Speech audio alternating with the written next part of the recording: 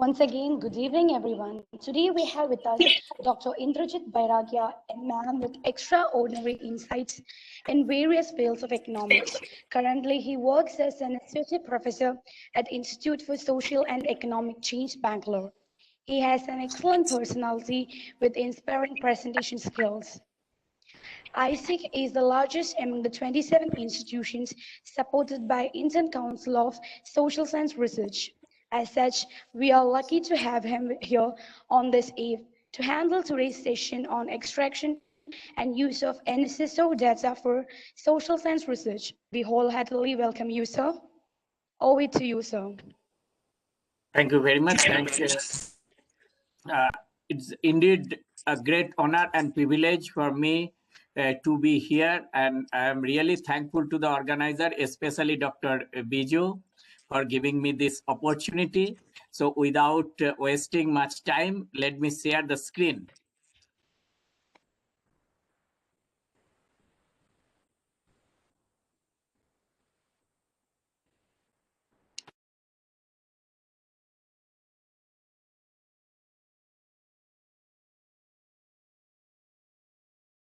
Is my screen visible, Biju? Yes, sir. Okay, thank you. So this PowerPoint is also one or two minutes. Can we wait because the participants are joining? Time is right now 6 o'clock. No problem. No problem. You just let me know when should I start. But my PowerPoint is clearly visible, no? No. The PowerPoint is not at open, sir. The folder file is only visible. Only PowerPoint you have to open. I have opened it just now. But it is not visible. Just okay. We can see the file, the folder and file, NSSO for ISEC. Okay. The PowerPoint is not at open. Okay. Then let me do one thing.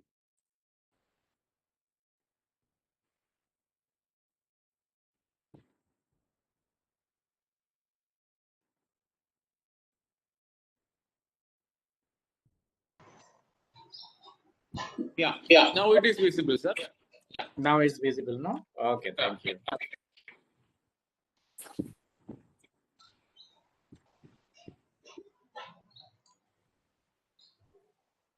Please let me know when should I start. Yeah, sure.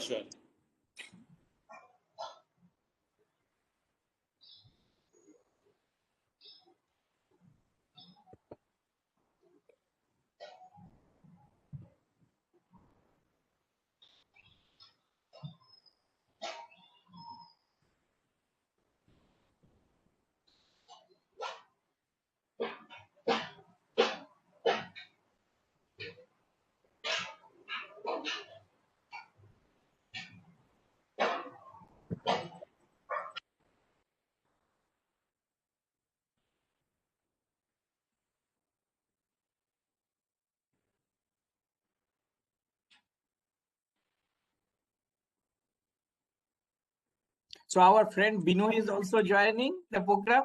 I have seen his name. Binojoy, can you unmute your mic and say something? Indrajit sir is here. Yes, sir, I can hear. Yeah, how are you, Binu? Fine, sir, fine. I am eagerly watching. Yeah, I have seen your name. Okay, sir. I was very happy. Okay, sir, thank you.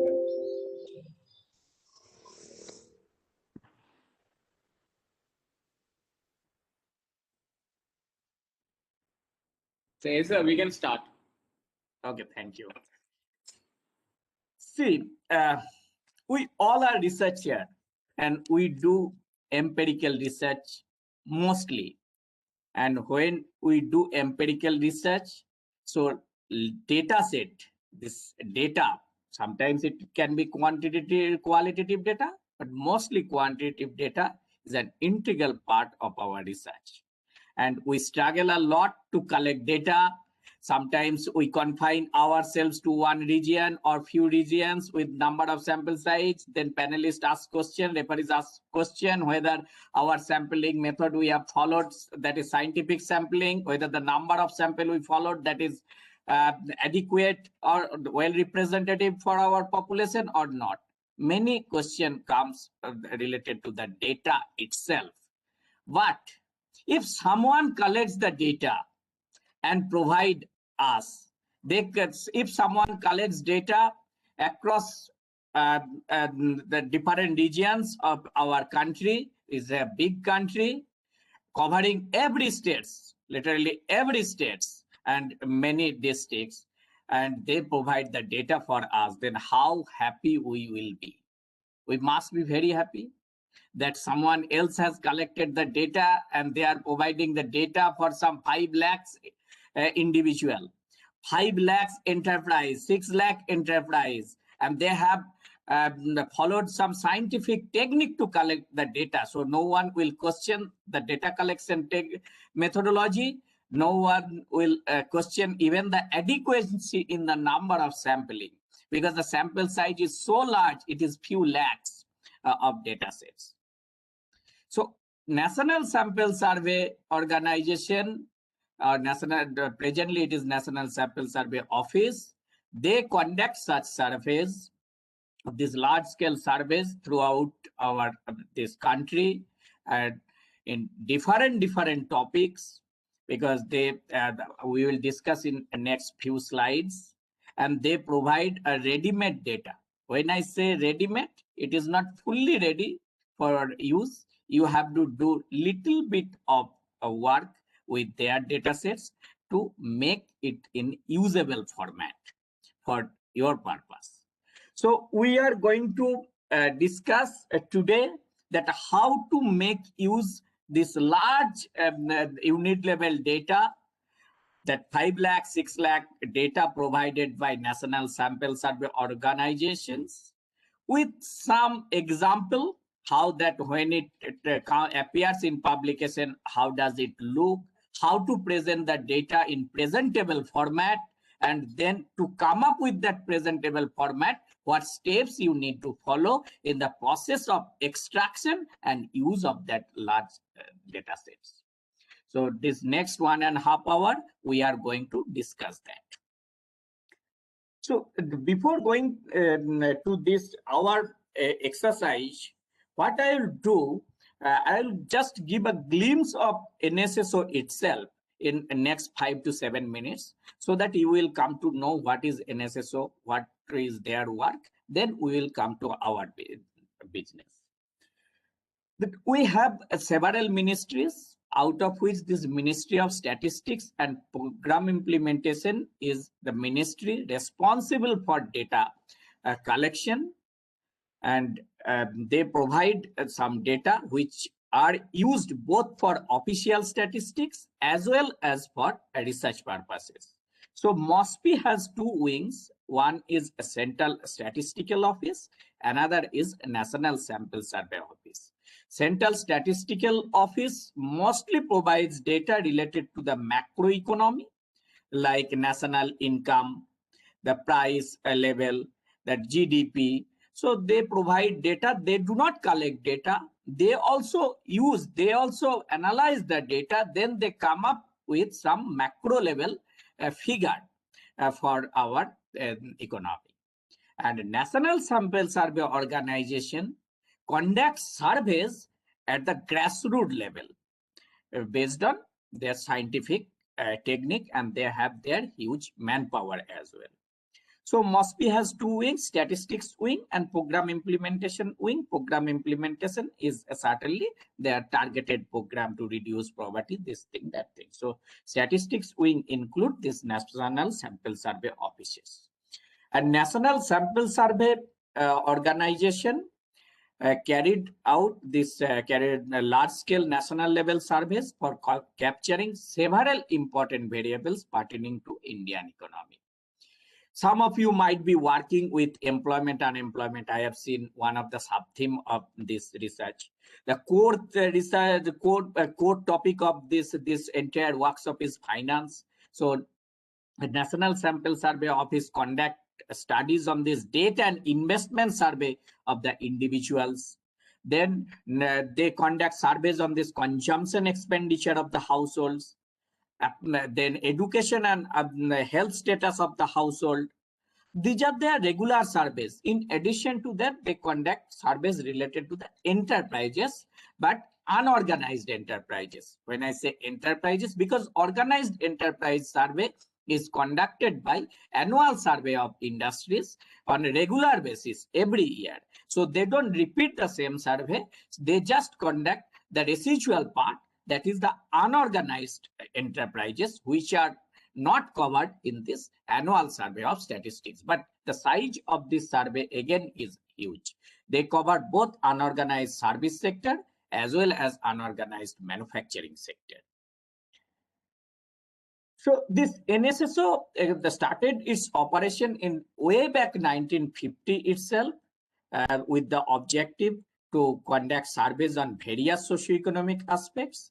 And this directorate of NSSO was assigned the job of conducting the field work, whereas the other work, that sampling design, this schedule of inquiries, writing instruction, training of the field work, processing data and writing report, these activities were given initially to Indian Statistical Institute, very highly reputed institute in India. But in 1970, they have changed their structure.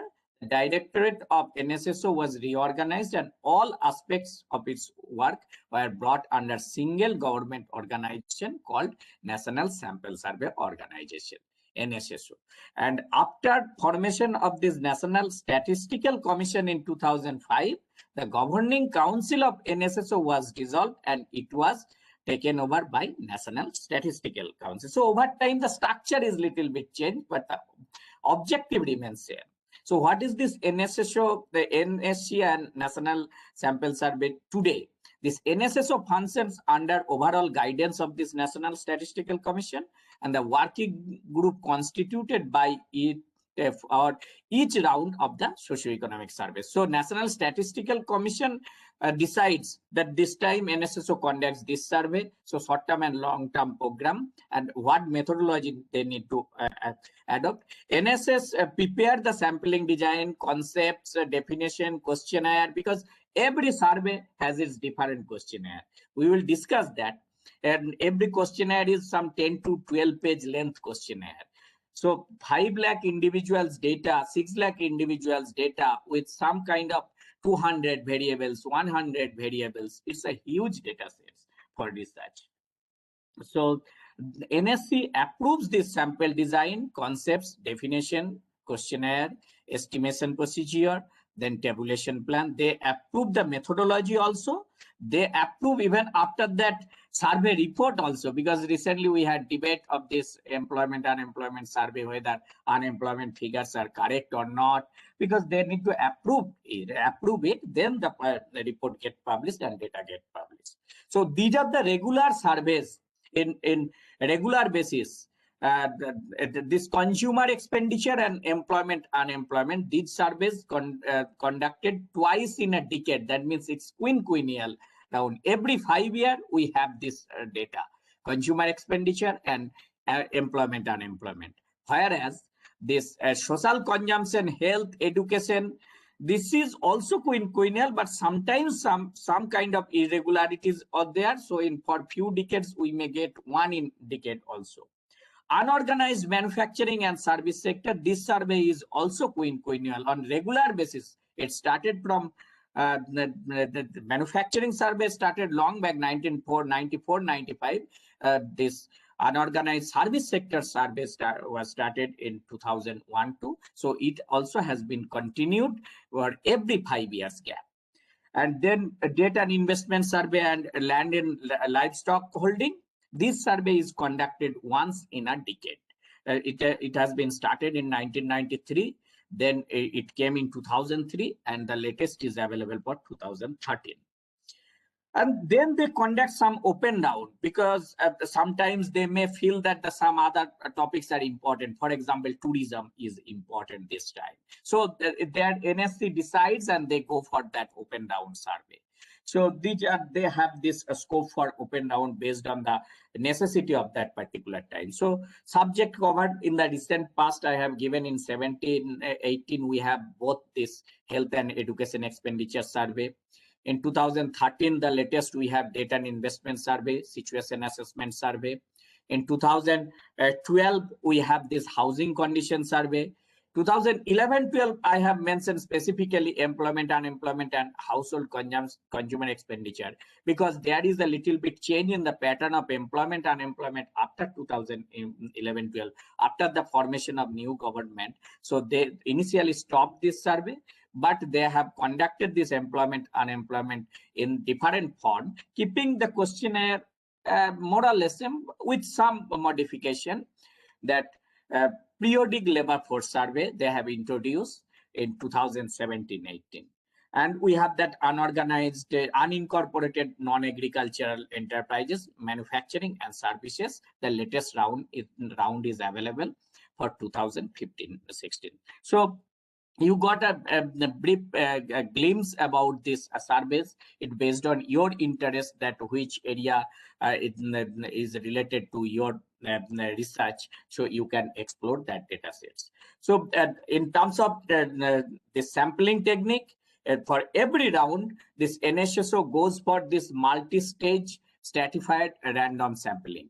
The first stage units are always census villages in rural sector and urban frame survey blocks in urban sector. So ultimate stage units are household in the rural and urban sector. So it has multi-stage scientific sampling, and they conduct most of these large surveys. They divide 1 year into 4 phases. So this 4 phase is extremely important to understand. As a researcher, you need to understand, because if you deal with some surveys which are very much related to the peak season and lean season, then in peak season possibly that data will reveal a brighter picture. In lean season, sample collected will not reveal that kind of picture. But some of the surveys are equally representative across all the sub rounds throughout the year. So that can be clubbed, that those data, they provide the data after clubbing all the 4 rounds, but they mention the information about these 4 rounds, so that a researcher, if a researcher is interested to take out 1 or 2 sub rounds separately, they can do, and they can conduct the analysis. And so this sub rounds data available for this sample villages and blocks. So special feature of this NSSO is NSSO questionnaire have been subjected to revision from time to time in relation to the changes taking place in the current economic situation. And for instance, employment unemployment survey has introduced some new and relevant questions on the subject of informal sector in the year 99-2000. And in addition, NSSO has introduced different new surveys relevant to the contemporary times also. And the last but not the least, most important point you should remember as a researcher, those who have already used NSSO or large scale data, you might be aware of this fact. Those who have not used, they should take a note that NSSO provides information on multiplier. They create one variable called multiplier. Based on that, you can create weight, and every cases, every sample you can give weight, and you can generate the population features, that is parameters, based on the statistic. You have 5 lakh sample, but based on the 5 lakh sample, you can come up with an estimation for your 130 crore population in India. So it is possible, because they adjust their sampling importance with multiplier. And this multiplier variable is exceedingly essential to have analysis at the national level. Even if we want to represent the ratio, the percentage figures, still we go for using this multiplier, this weight, to get the parameters. So parameters are possible, parameters can be estimated based on the statistic in NSSO data. So NSSO data has certain limitations. I only had written this a few years back. It was published in 2016, but I had presented in their conference in 2014. Some of the limitations are not relevant today because initially data were used to come in different formats. We had, it was segregated by states, so we had to merge every states.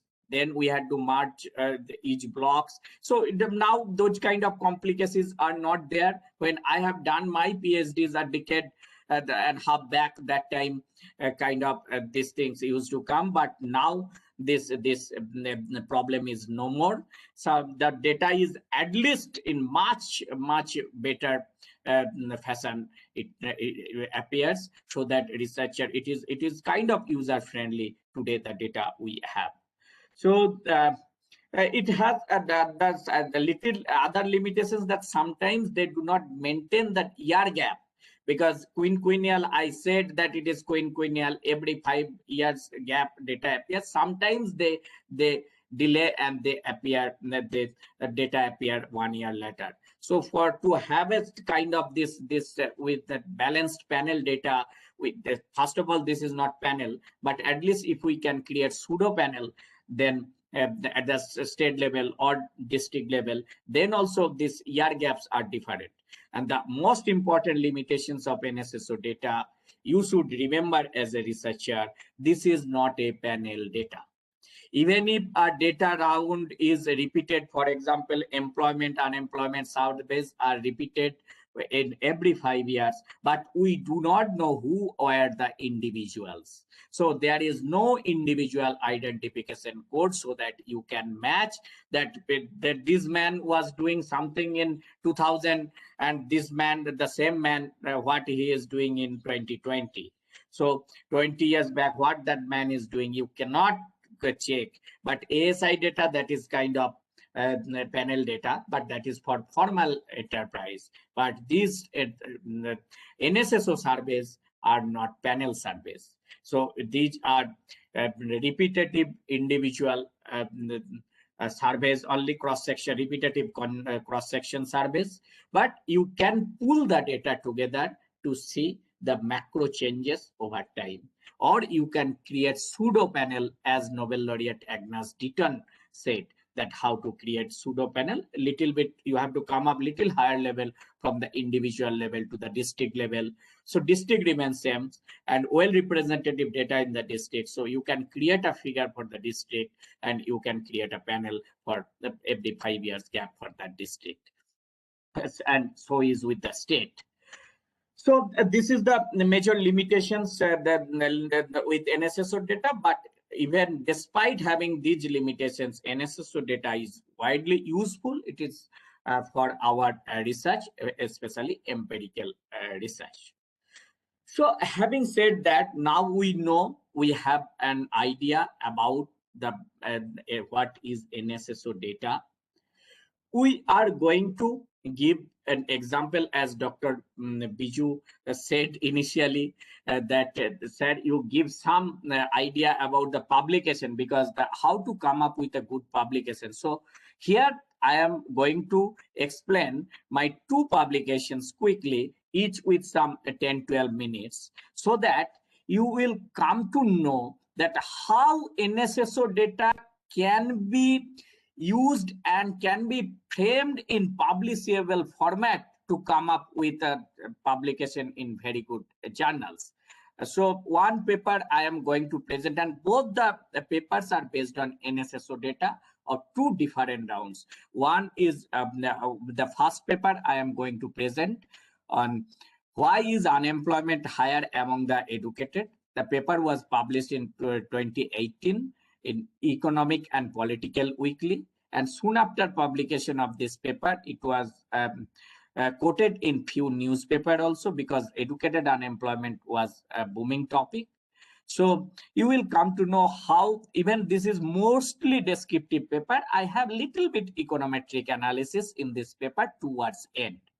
So how even descriptive analysis can be interesting using NSSO data. And the second paper I am going to discuss, it is published, it is a little rigorous paper in terms of, are you telling anything? Okay. So a second paper I'm going to discuss, it got published in Journal of Asian Economics. Purposefully, I have taken this paper because most of you are interested in finance, but I do not work with macro finance certainly, because I work with labor and education related issues. But here I have a paper which has little bit relevance with your microfinance. So impact of credit accessibility on the earnings of self-employed businesses in India. And the paper got published in an Elsevier journal, Journal of Asian Economics. It has impact factor 1.7. So I am going to discuss these two papers. Then I will show the raw data of NSSO one round and how to extract the data, how to merge the data. I always prefer to provide hands-on exercises, but here I am unable to see your face and your computer. So what I will demonstrate the steps. You take a note. If in case you face any problem in future, don't hesitate to contact me. So let me proceed. The paper visible, Bijo? Kind. Yes, sir. Yes, sir. The slide is visible right now. Not slide. I have opened the paper that why is unemployment higher among the educated. Is it visible? No, sir. No. Paper is not visible. Yeah. Okay. Not visible. Okay. Okay.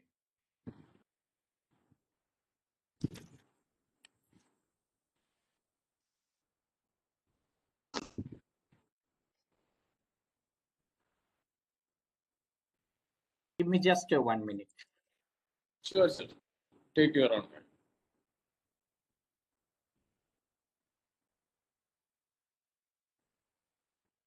Now is it visible? Yeah, it's visible, sir. Perfect. Why is unemployment higher? Yeah. So this is the paper I published in 2018, and the some way media, the academia, as well as this polity, both are interested about the issues. So what I am going to say, I will give you an idea how to frame up, because most of you are a researcher and some of you are faculty members as well. So how to frame a paper based on empirical analysis, and then we will come to this data. So here I have started with a quote given by Minsa related to this unemployment. What is that quote? That educated workers enjoy at least 3 basic advantages over less educated workers in the labor market: higher wages, greater upward mobility in income and occupation, greater employment stability. And that is quite obvious, because that's why there is lots of investment in this education and human capital, that after this investment, that this people will get certain benefits in the job market. But ultimately, whether it is reaching to this level. So I have brought some of the discussions based on international literature, even in US also, what is happening with this educated people in India. Then the analysis starts with some international figure. But let me tell you, here is the cracks. You have to motivate your issue, because this is the expectation. But this is not happening, that educated people are not higher in all the 3 parameters in every places. In some places, exceptions also happen. And why does this exception take place? That is the question. So you have to motivate your issue, and soon after motivation, you have to mention your objective very clearly. So here our objective, I have mentioned, this article focuses on the problem of educated unemployment in India and attempts to explore whether the different socioeconomic and regional factors responsible for educated unemployment differ from uneducated unemployment. So here only I am mentioning, the analysis is done using a large and nationally representative sample of individual data provided by NSSO for the year 1983 to 2011-12. So my analysis starts. Still, I have not gone to this NSSO data. My analysis starts with a glimpse of what is happening, this education unemployment rate across different educational categories and across different educational levels world over, different countries world over. So here we have seen a pattern. You see, for developed country, if I take example Australia, that you see as education increases. Here the first row of this table represents different education level: pre-primary, lower secondary, pre-primary and primary, then lower secondary, upper secondary, post-secondary. So this unemployment rate decreases as education level increases. This is now you can you should not concentrate on the last column, because this is the average all levels of education. So as education increases, unemployment rate decreases for developed countries. But when it comes to these developing countries, you see for Brazil, initially it has increased 4.2, 5.5, 6.1. Then it has come down at the extremely high level in the tertiary level, but initially it has gone up. If I take the example of Chile, that with the education level increase, this unemployment rate also increases.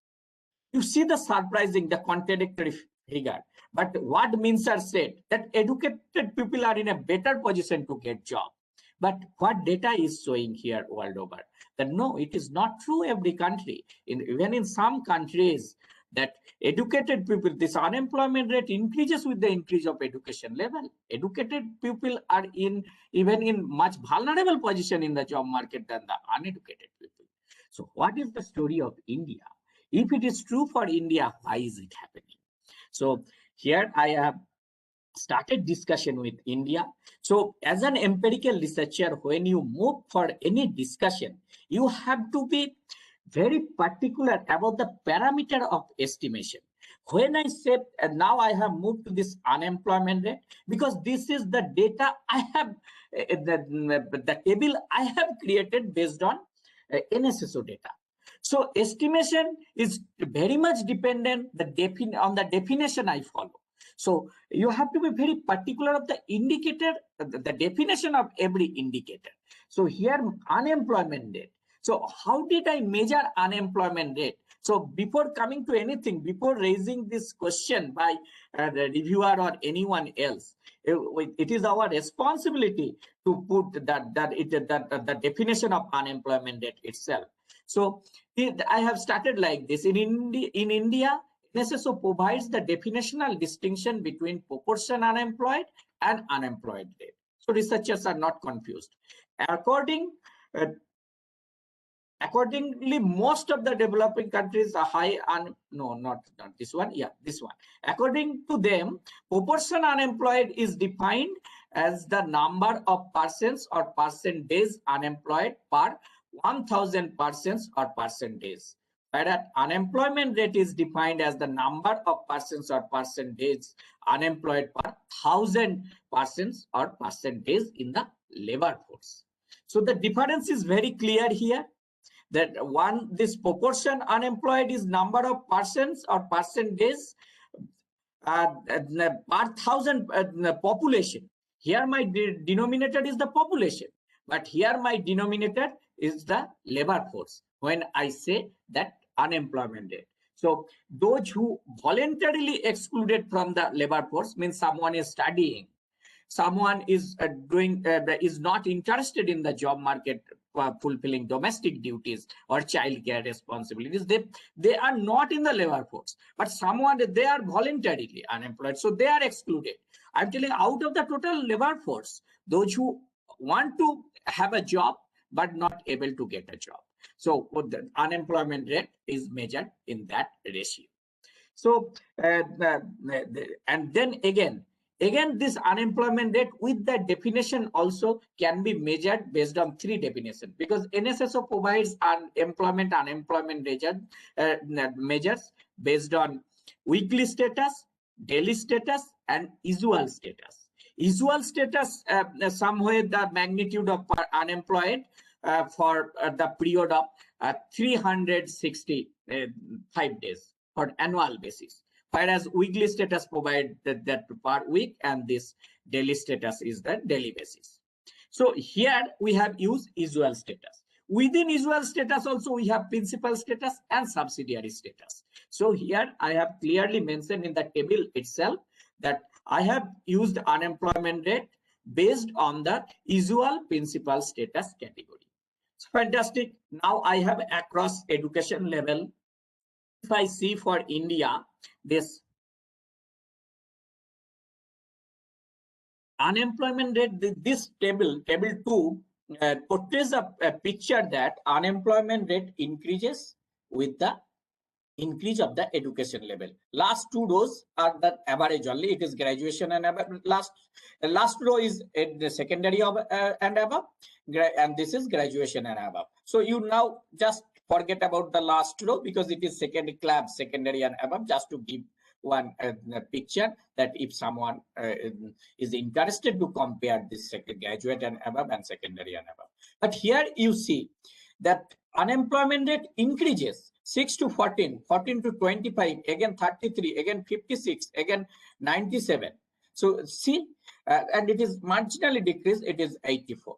So because this diploma and certificate course accounts for this technically educated people account for the highest unemployment rate.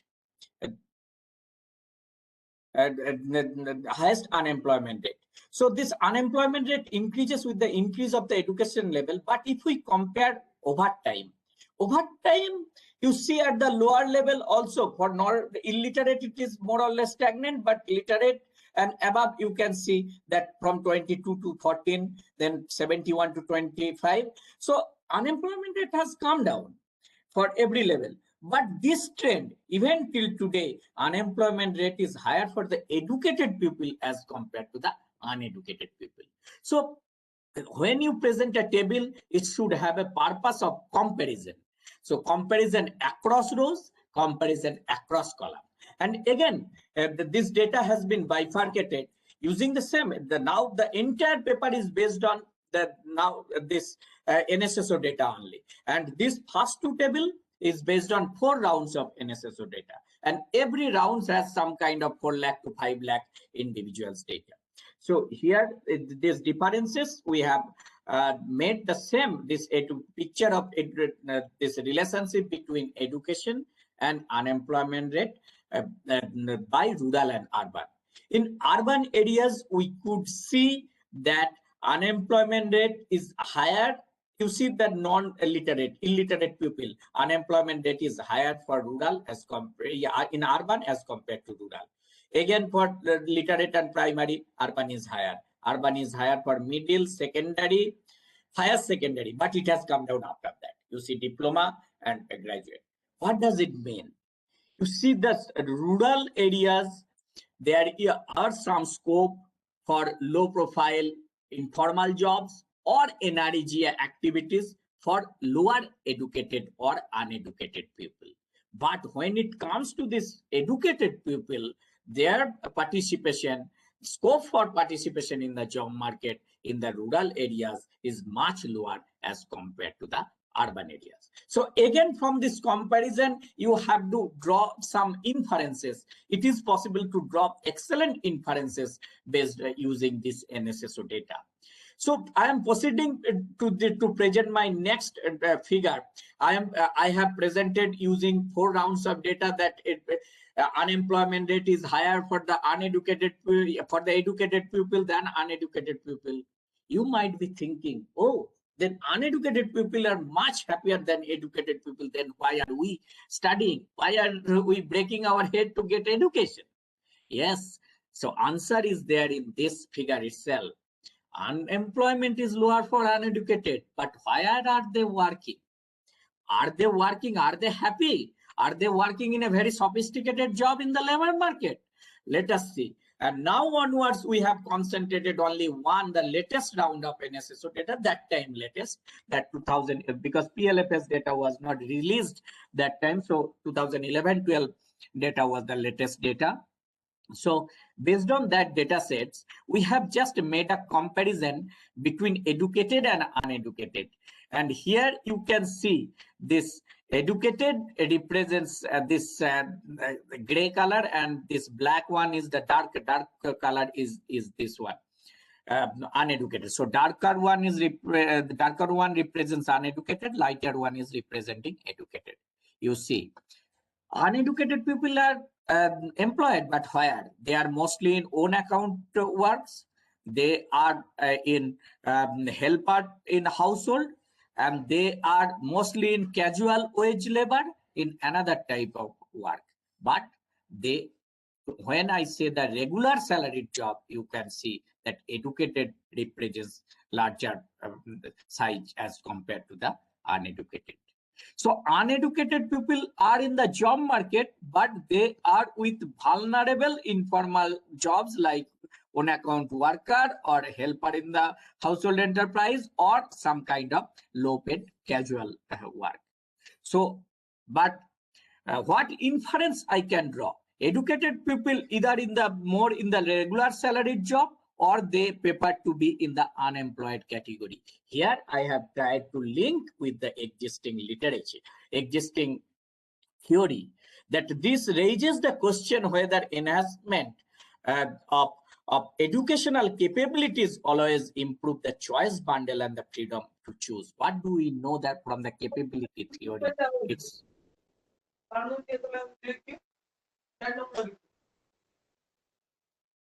anyone saying anything? Participants, please mute your mic.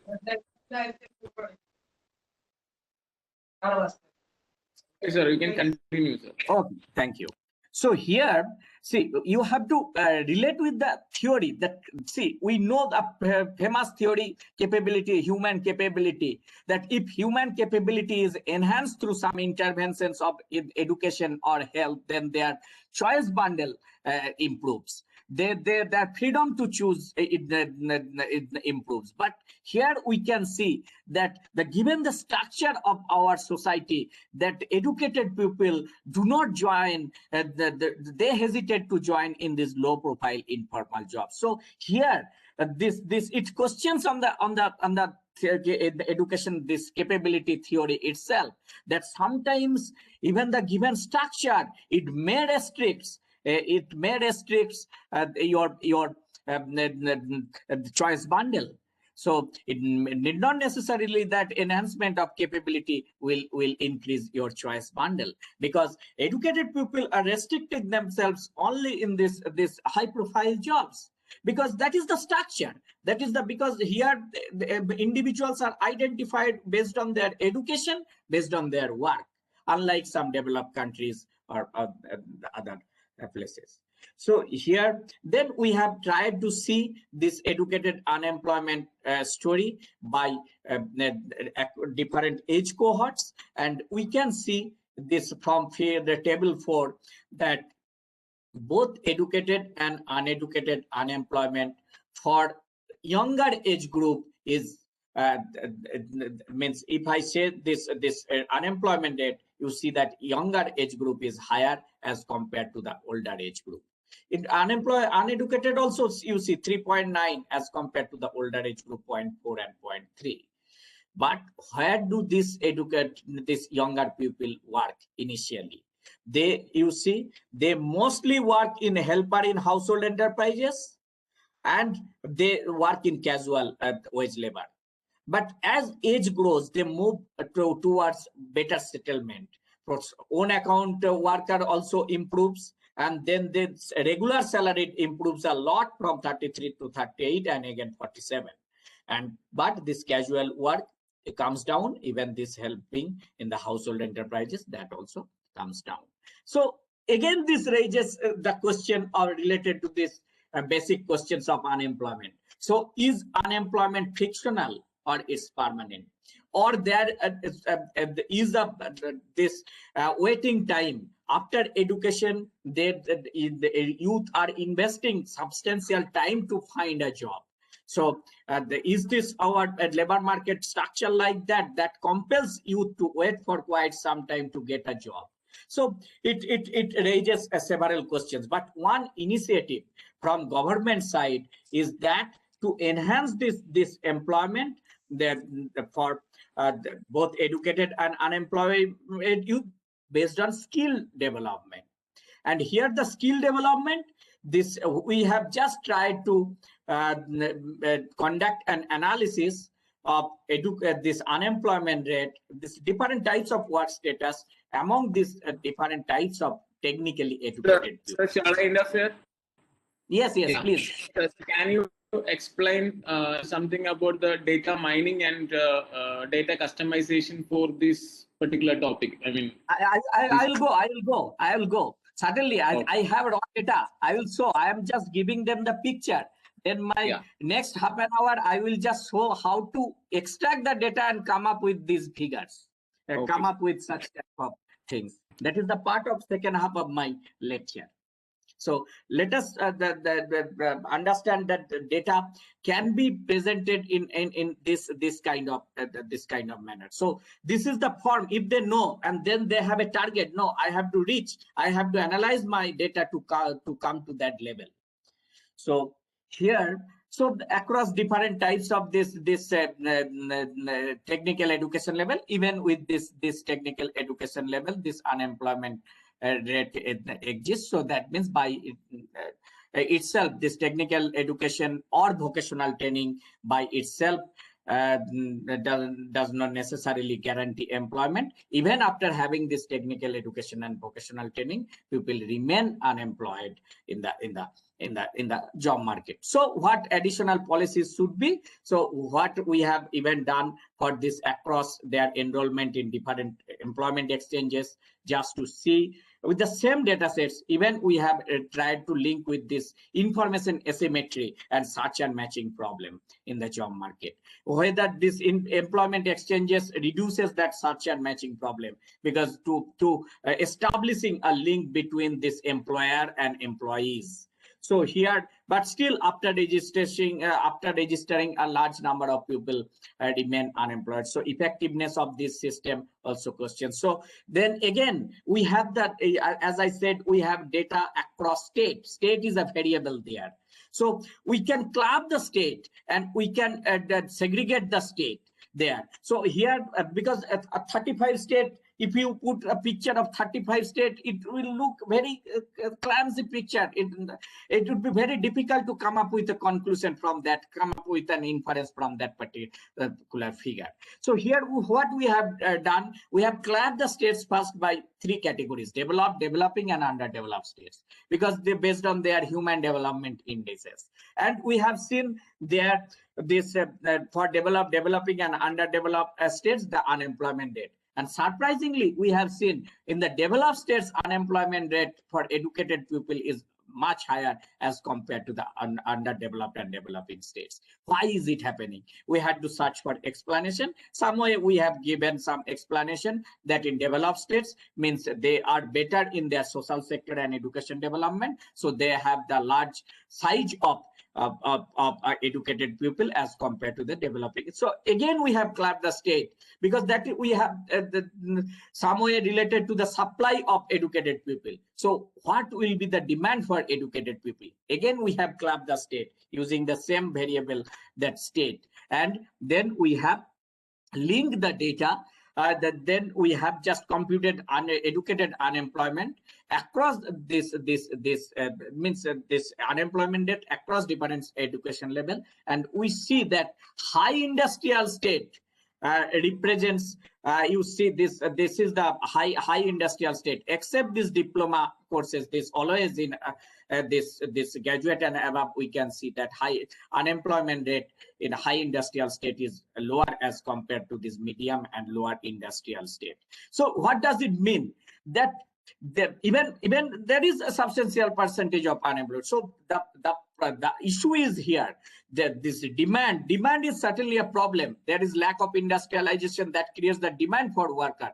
At the same time, educated people do not want to work in the low profile job. They are searching for the high profile the formal jobs only. But we do not have sufficient number of formal jobs to accommodate all the educated people in the labor market. So we have done some kind of econometric analysis because we have all variables in NSSO data. This table, we have age of the individual, we have household size, we have gender, we have their marital status, we have their religion, their caste, their location, every information we have. And you know, to run a rigorous econometric analysis, you need to control your the regression equation with several important good control variables. So we have this control covariates and we have estimated. So our conclusion is more or less in the similar line. I am not going to the conclusion, but you have now got one idea about how to make use of NSSO data to come up with a presentable format. So I have another paper, but I will not spend much time in that paper. I will just be very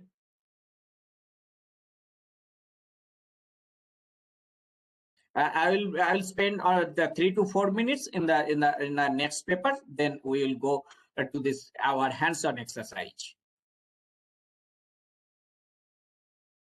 Okay, sir. Great, sir. Yes. So this paper is visible? Yes. So this paper is somewhere related to this. I have shown this paper, otherwise I could not have shown, because your interest is not as visible, sir. It's not visible. Sir, sorry for the interruption, sir. The paper is not visible. It's not visible. Okay, let me share again.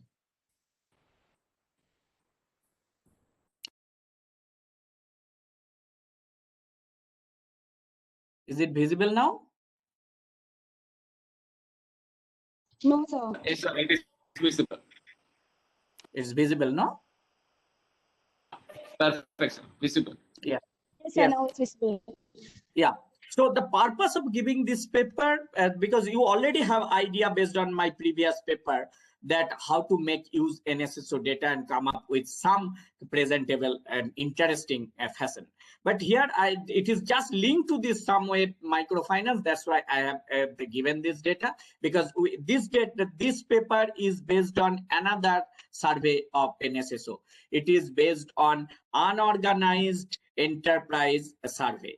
An unorganized enterprise survey is they define some kind of own account worker and the entrepreneurship. So here we have taken this, we have defined what is self-employment, and then we have a variable there whether these enterprises are taking credit or not. So it is very much kind of econometric analysis based. We have used some kind of rigorous 2SLS model. Even within 2SLS, we have done kind of experimentation a little bit, but the picture you can even this, but this the first figure is based on this our previous data what we have shown, that employment unemployment. You can come up with a very beautiful picture that, oh yes, in this the entire using that weight and everything, my labor force is distributed in this. That 30% of them are self-employed own account worker, 1% self-employed employer, and 18% self-employed helper. So in my economy, 49%, so about half of the labor force is in self-employment to some extent. So it shows the importance of self-employment, and then how many are getting credit, very less number of getting credit, some descriptively what is their earnings, this thing, that things. Then coming up with that rigorous analysis, what are the determinants to receive credit, who are getting credit. There we have used some kind of this instrumental variable technique. So we had some instrument. I am not going into the details. If you are interested, you just read the paper. But here bank branches in per district, and then proportion of informal borrower. So we have used, and what is the relationship with that instrument, and what is the importance of age of the enterprise. And then it's not age of the individual, it is age of the business itself. And then the asset owned by the owner, where the location of the owner, where the owner owners' demographic features, their gender, their social groups. So how important these are, even their knowledge in accessing technology, even their social capital, their network, how these are important to get a credit from formal as well as from informal sources. Separately we have performed, and then we have approximated the predicted probabilities and estimated ultimately the impact of credit, access to credit on this earnings of self-employed businesses using two SLS model. So access to earning has positive and significant impact across different specification. When we do different specification, we show the robustness in the relationship. Even if we include few variable, even if we exclude few variable, but the relationships remain same. Relationship between access to credit and this earning of the self-employed individuals remain positive and significant. So this kind of shows the robustness of the relationship. We have even shows the robustness with the OLS results also. So when this access to credit is again bifurcated by access to formal credit and access to informal credit, then what is the relationship? Again, we get the positive and significant relationship for both the credit with the earnings of the self-employed individual. Fantastic. So when we have come up with such type of inferences based on rigorous analysis with a scientifically collected data, no one questions on the data. People sometimes question on the methodology. If you are very much clear on the methodology, then you have to concentrate on the inference itself. So one headache is gone, because my data sets, people do not ask much question because data is collected scientifically. So here, after getting the results, you have to draw with some policy implications what we have done for this paper. So I have just given some idea how to make use of the paper. So first few minutes I have spent what is NSSO, and second how NSSO estimation appears in reputed publishable format. So how now I am going to give you some idea about the steps. You know NSSO, you know the last step.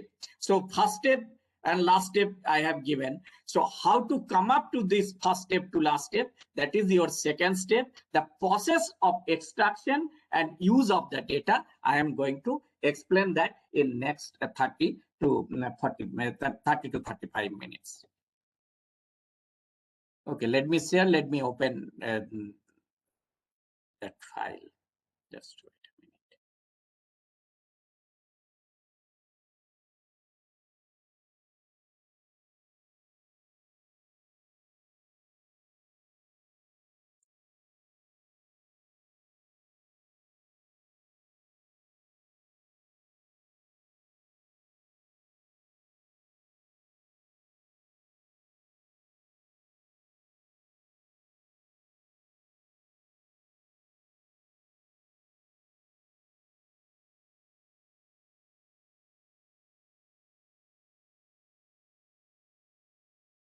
Dr. Biju, will you kindly confirm whether it is visible or not? So no, it's not visible. My window is not visible. So only the dark Only window the dark. is. Okay, let me stop and then redo it.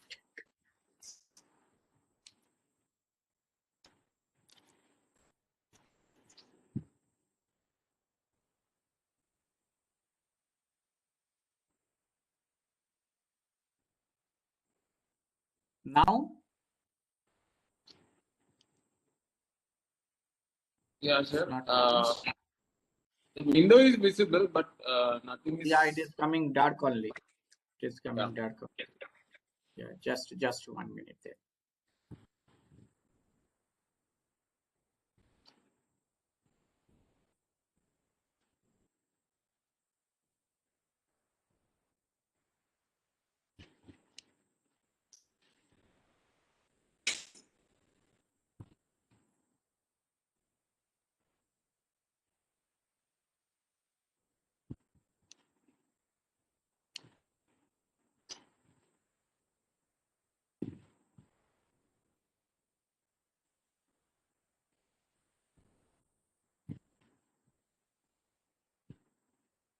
How about now? Is it better? So now a folder containing branding software and surveys. Exactly. I wanted you to do this one only. It has come? Yeah. Okay, that's it. Fantastic. So here you see this NSSO data. When you get NSSO data file, you will have this folder in the new format. New format NSSO is introduced very recently in last 4-5 years only, and there you will get this.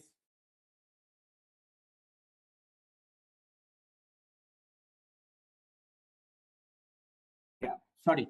So this you will get these folders. So here, if you click this survey and then data, so this window will appear. So is it visible, Bijo? That reports, supporting documents, and NSSO 66, Yeah. this folder? It's visible, sir. Supporting documents, everything is visible.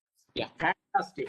And if you get this red icon just besides this NSSO 66 round schedule 10 employment unemployment, I have taken NSSO 66 round data of employment unemployment for the year 2009-10 for today's this hands-on exercise. If you get this red icon, then you need to assume that the data is in nested format.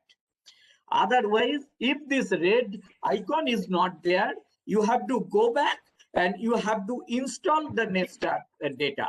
Here in the folder itself, you have this auto run pro. You have to click there. You have to get this nested file. So we have this no, here nested explorer is also there. You click and you get this, sorry, nested explorer. You will install this nested data, nested software. Now I already have this installed nested, so let me click there. What this nested is showing. Is it visible, the nested file? Yes, sir. It's visible. What is there left side? That document description, metadata presentation, then study description. So now it is not visible. Can you share it again, because we cannot see anything. Indrajit, sir? There is a technical error, sir has left the meeting.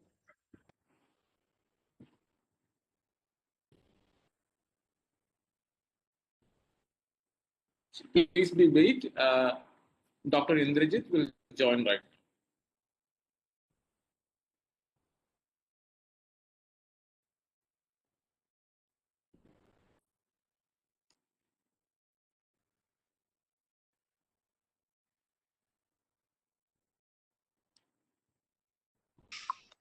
Delegates, kindly wait.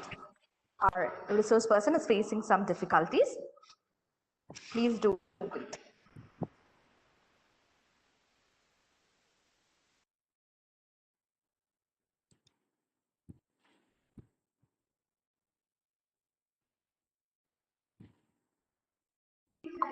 By the time, we would remind you that tomorrow we are having our conference from morning 9 o'clock to evening 5 o'clock. I request all the participants to join exactly by 9 o'clock, and all those who are doing your presentations, be prepared. Thank you. Thank you, madam. Thank you, sir, for such a wonderful workshop. We really learned a lot from you. Thank you. Thank you, ma'am. Thank you for the comment.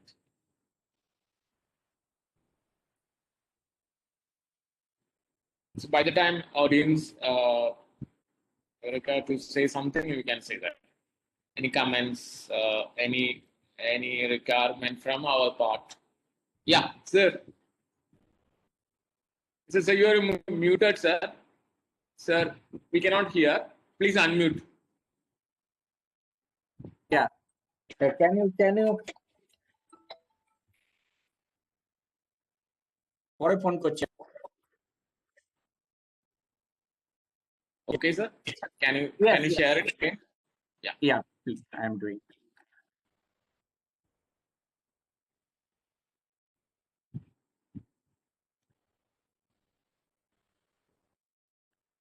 So it's visible, no? That document Yeah, description, metadata. Yeah. Yeah. Fantastic. Visible. When you have installed this Nestor software, you are well in the data file. And from the data file itself, you will get an idea what is the data all about. So metadata, who has prepared the data, then the study description, everything you will get data. And again, once data sets, before extraction only, you will come to know how many blocks are there. That block 1, 2, 3, 4, 5. Here I have 9 blocks. Again, within every block, it is some blocks are divided into 1, 2, 3, like that. So here in a 9 block at the aggregate level. So what is there in every block? Before extraction only, you will come to know these are the variables in my block 1, 2. That round number, this one, that one, then weight, survey. What is there in block 2? Household characteristics. What are these data all about? Household characteristics. Here you will see the household size, you will see the religion, you will get the social group, you will get the land owned by the household. So you will get the information. And the most surprising, again, if I go to this another block, that demographic profile, that here, for example, sex. I have this male and female. What is the representative of male and female in the data? Before analysis only, you just click on the variable, you will get the descriptive frequencies, that percentage and the total number in the below of this table. That might here this data is represented by 48.6% of female and 51.4% of male. So you can see that every block, how many variables are there. It's a huge number of variables, but before extraction itself, you can have some idea about every variable. What are the variables and what is their picture, the figure, what is the percentage, you will come to know. Now is your second responsibility to extract the block. You may extract all block together. You have to go to this, click on file, then export a data set. I am clicking here, export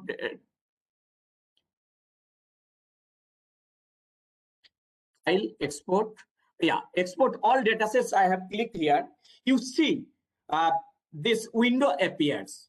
So when this window appears here, you can extract this export format. Dr. Bijo, is this visible, that export data set, one small window? Visible. Yeah. Fantastic. So you see how many formats that data can be extracted. It starts with SPSS. You can extract in Stata. So you can extract in SPSS, Stata, and SAS as well. So you see the data, it's based on even the purpose. You are expert in SPSS. So you export the data in SPSS. If you are expert in Stata, you export the data in Stata. So, but you have to mention here itself that export format. I am mentioning here SPSS. So I will start exploring with SPSS. So I have put SPSS. Where my file will be saved, I have given desktop, this one, and then create a subfolder within that with the name of this one. Now, every blocks are selected. If I go for extraction of this block right now, extraction process itself will take some kind of 15 to 20 minutes. So what I am going to do, I am not going to I am clicking some I'm clicking just 4 blocks here of our interest, that household characteristics, and then demographic particulars of the household, and their work status at this principal activity and subsidiary economic activity status. So all the household level features, and then their demographic features, and then their usual principal, their work status, and these things. So I am going to click OK here. If I click OK, it will take some 5 minutes time. So I am not going to click OK. I have already extracted data. So this is the process to get the extracted data. So this point is clear to you? So once, Yes, sir. Yes, sir. Yeah. Yes, Yes, fantastic. sir. So once you click OK, you will get these 4 data files. Your 4 separate data files will appear in your the specific folder you mentioned, and in the format of SPSS. Fantastic. So let me close this and Nestor.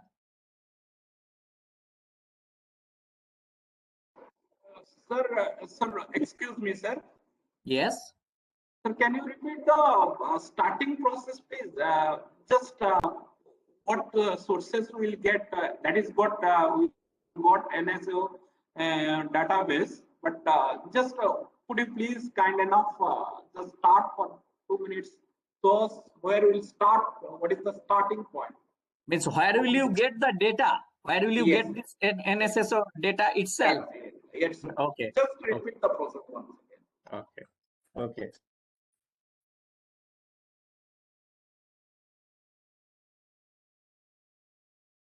Just let me share again. Start the beginning so that it will be confident. Yeah, yeah. It is written there itself.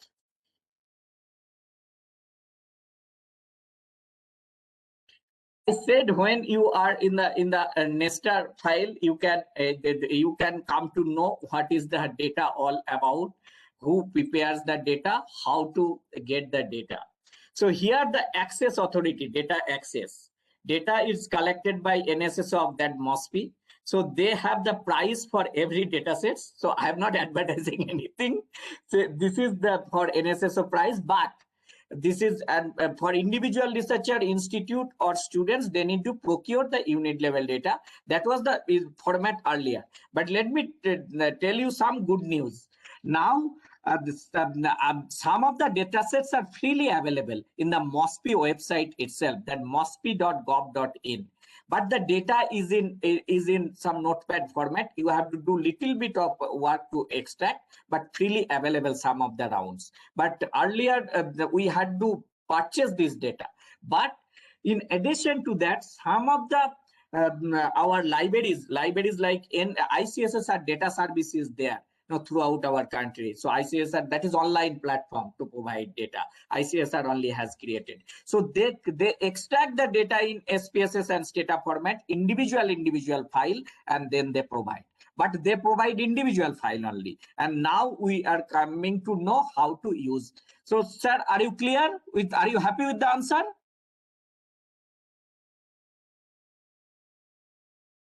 Yes, sir. Yes, sir. I got the point. That means it's a paid kind of thing. But we can get something on free. But, yeah. Some places it is freely available, yes. But mostly you have to purchase, you have to procure that data set. But it is for students. Yeah. So can you write the name of the website in which we can get the free data set? It is written here itself, sir. MOSPI. You see, MOSPI.gov.in. Okay. Okay. So let me go to this few more explanations here.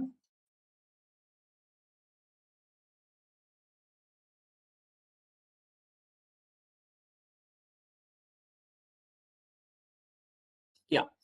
So this folder, in addition to this Nestor the software, in addition to this Nestor software, we have reports and supporting documents. We have reports and supporting documents. Here, reports means using the data itself, NSSO come up with some macro estimation and inferences. So it is kind of some about 120 pages of these reports. So if you click on the report, you will get to know about the macro figure. So macro figure, even without extracting data, sometimes we use, sometimes professor, students, they quote the data, NSSO have given this figure because they don't need to explore much. Their issues are different. So, but for supplementary document, they have used this one. So this information is available. Now, the most important thing is, along with data, we have supporting documents. And in these supporting documents, even within important folder, the most important document is schedule, the questionnaire of the survey. And you need to have the questionnaire with you. And this questionnaire means, I said data is divided into 9 blocks. So what are the each block, what does each block talk about? Block 3 talks about this household characteristics. within that household characteristics, what are the variables available? Household size, then principal industry, the status of the household, principal occupation status, household type, then religion code. It is mentioned. But where will I get the code? Just below the table or in the next page they provide. So here for religion, the codes are for Hinduism 1, Islam 2, Christianity 3, Sikhism 4, Jain 5, Buddhist 6, like that. So codes are there. Social groups, the code, the variable 6 in that block 3. So social group, the codes are given here. That scheduled tribe 1, scheduled caste 2, other backward classes 3, and others 9. So likewise, I have 9 blocks. Every block has a number of questions. Every questions are quantified in terms of code.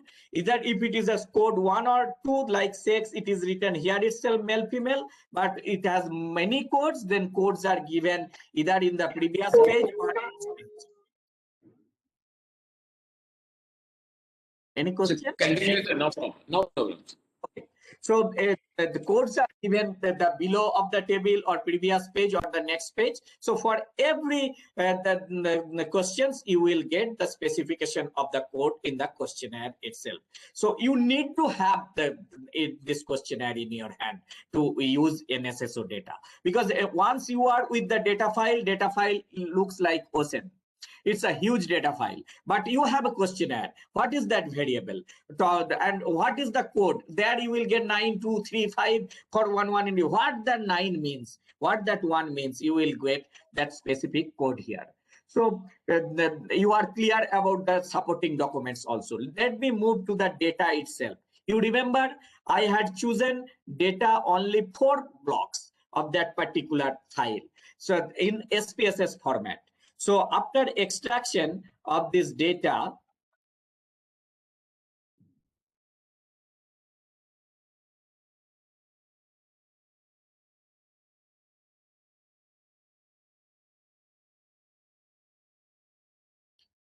so these 4 blocks are available. Block 3 is visible, block 3, block 4, block 5.1, and block 5.2. Visible. Fantastic. So let me open this block 3 itself. Block 3. So here I have a block 3 is about household characteristics, and block 4 is about demographic particulars. Okay. So now you concentrate one thing, and you have to remember these things throughout your life to use any large data sets. So block 3 is about household characteristics. For example, a household belongs to the Hindu community, and within Hindu community, they belong to scheduled caste community. Fantastic. But every member belonging to this household have the same characteristics. But when it comes to these demographic particulars, if 5 members are there in one household, their ages are different. 5 members have different age. Their education levels are different. So their marital status might be different. They were the gender might be different. Few will be male, few will be female. So likewise, so household characteristics provide the data related to the household.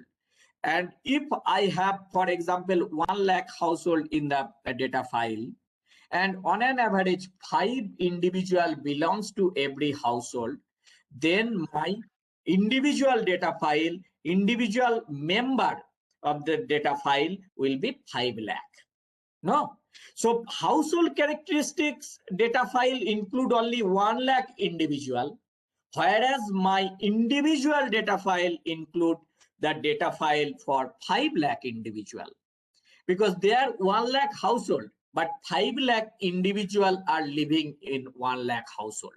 But I have to merge a data file, because I have to run a regression, or I have to run a cross tabulation where I have 1 variable in household characteristics and 1 or 2 variable in demographic file particular. So unless I merge these 2 data file, I won't be able to use the data at all. So first I have to learn the technique how to merge the data file. how to merge the data file. So here, let me share one SPSS file.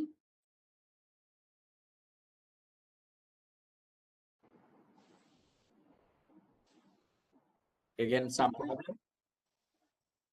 It is. Sir, Network problem, or if it is so, you can mute your video and do that. Mute your video and It's do. not network problem, Biju, because here I have a very good, possibly it happens when I go to this, but yeah, waiting to program to respond.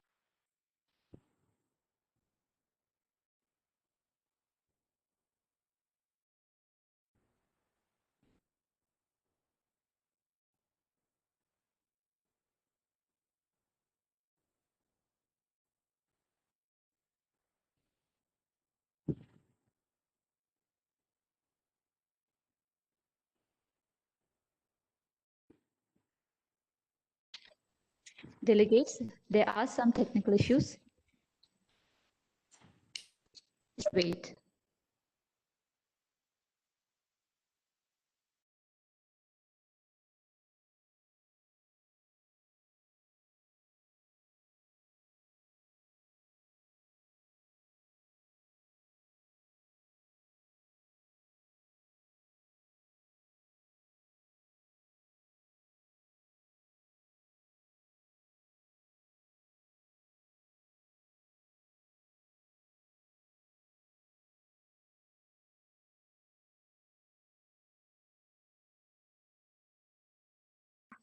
Sir, your audio is off. Can you please on?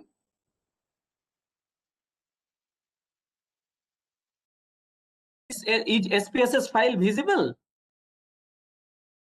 Yes, sir. Yes, sir. It's visible now. SPSS file is visible now. That household characteristics.sfe, the data file. Yes, sir, it is visible. Fantastic. Okay, now you see we have this so many variables in the data file, that block 3 household characteristics.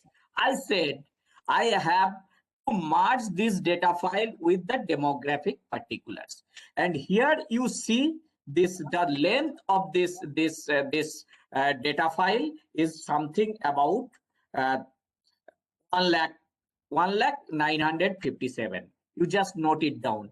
Its size is 1,957.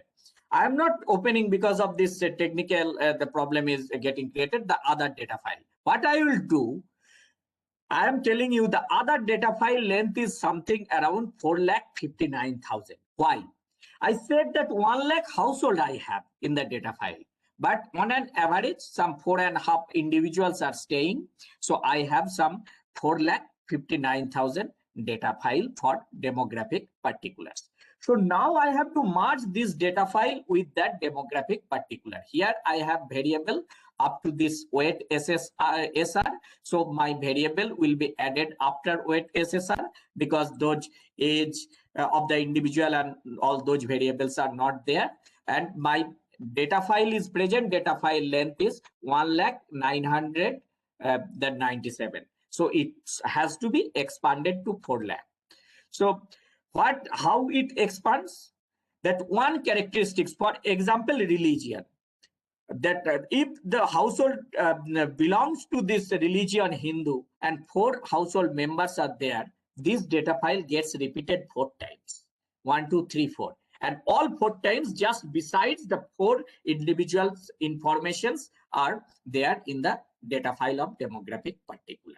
So this data file will be repeated. It will be generated if based on the number of members staying in that particular household.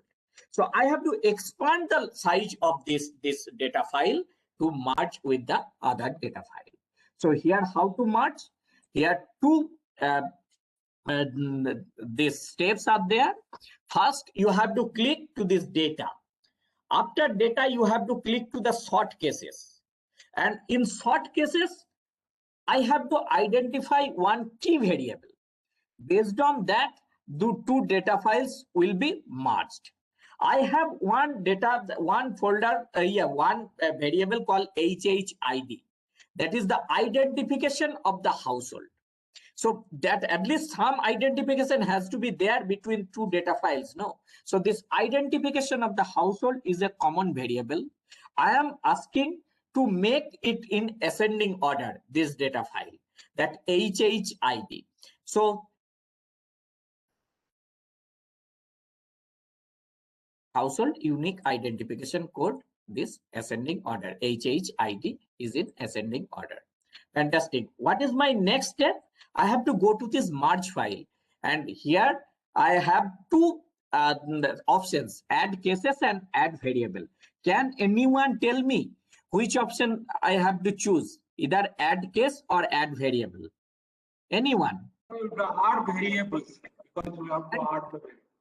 Fantastic, because here I have a number of variable. I am going to have few more variable from the other data file. So here I have to do add variable. Add cases means, for example, I had few states and other few states are there for the same variable. I have to merge that add cases, but here our purpose is add variable.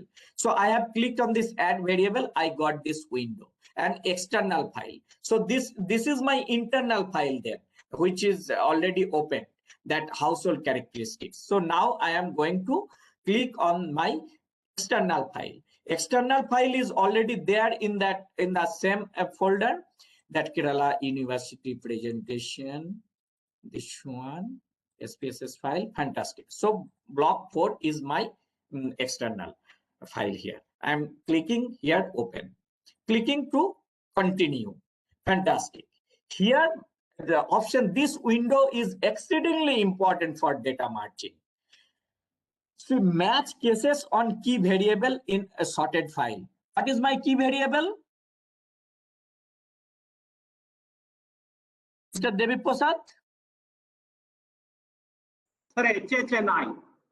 HHID. Sorry, yes, sir. HHID. That's so. HHID. I have created that is as my key variable. But I have clicked there also. But I have three options here. Both files provide cases. Non-active dataset is key table. Active dataset is key table. Here, which option should I click? Mr. Devi Prasad.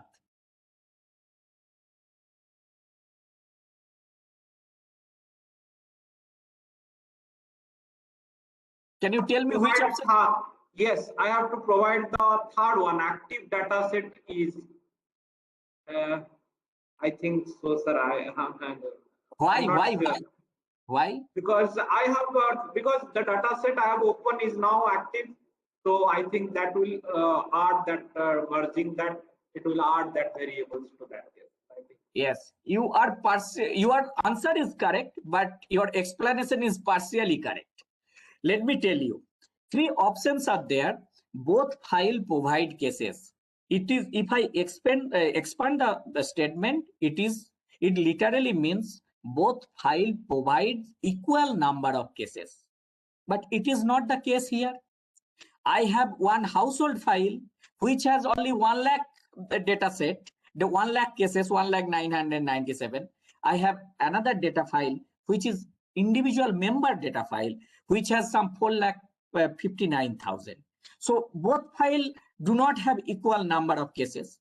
So had I already created the individual file and wanted to merge with another individual file, I would have to link with that both the file provide cases. For example, I want to merge one household file with another household file, or one individual file with another individual file.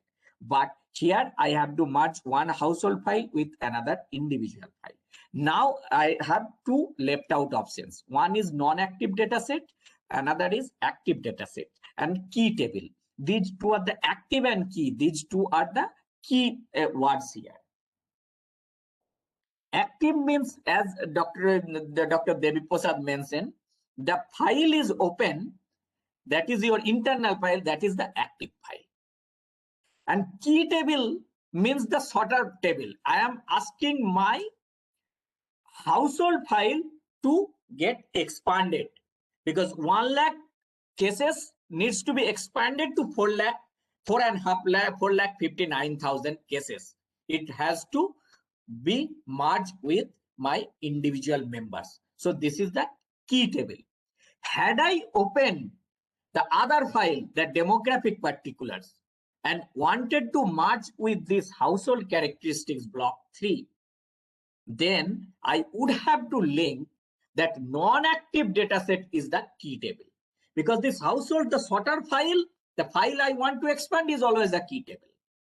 But in this case, my key table is open. Had I opened the demographic profile and wanted to merge with household characteristics, that time my key file would have been non-active. The other file would have been active. But here I have this active data set is a key table. I think up to this point it is clear.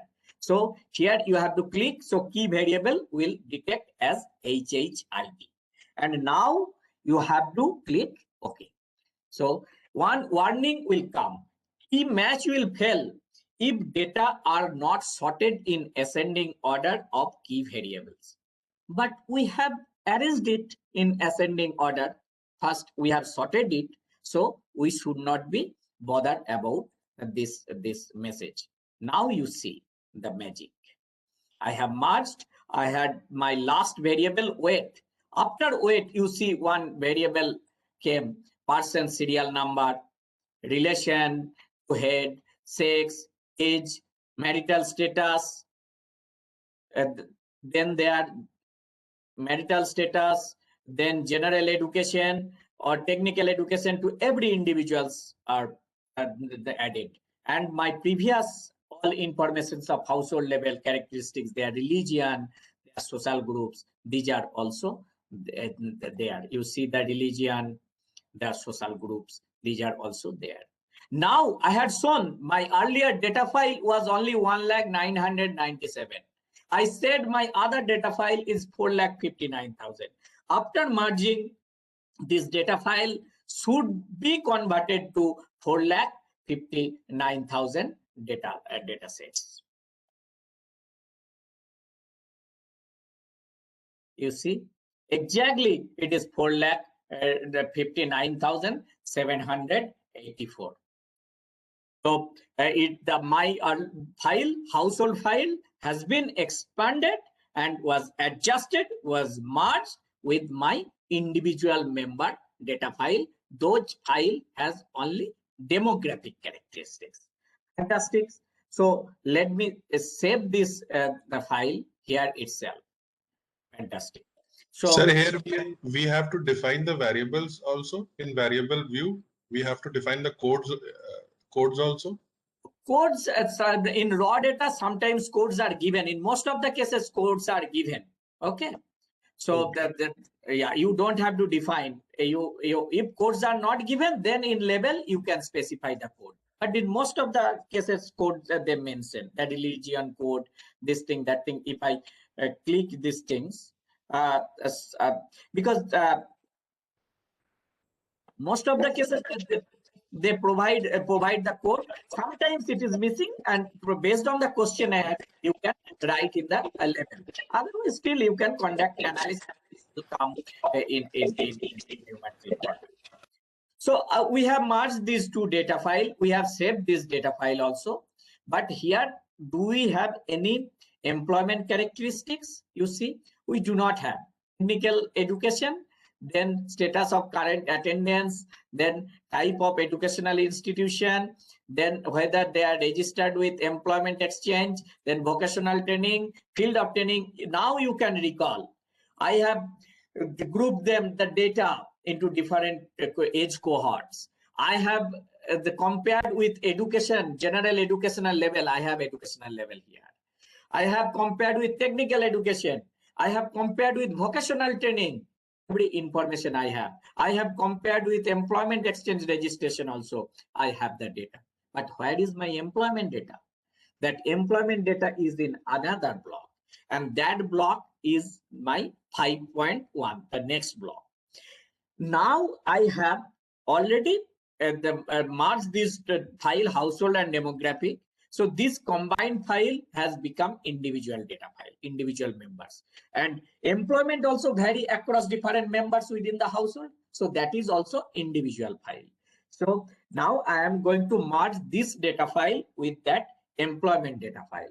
So here again the same procedure, the data sort cases. Sort cases, which is my now key variable? Anyone?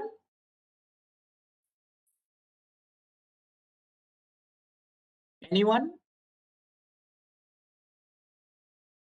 Anyway, let me tell you that earlier we have used household characteristics as unique variable, as our this common variable for merging.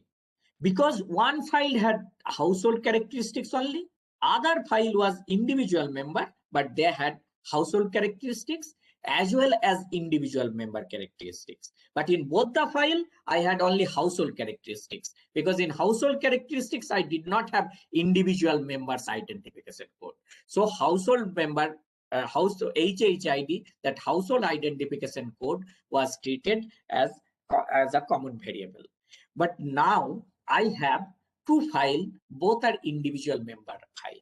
But within a household, different individuals are there. Still, if I use HHID, that household identification code, package will be confused.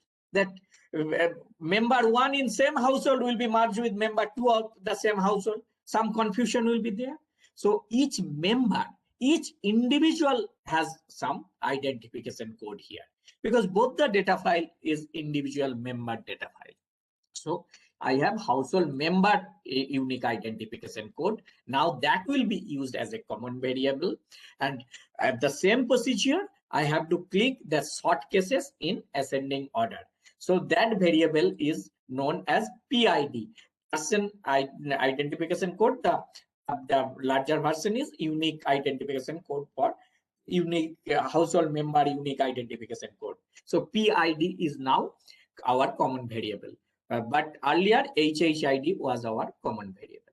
Now we have to go to this. We have done sorted. Now merging. Merge file.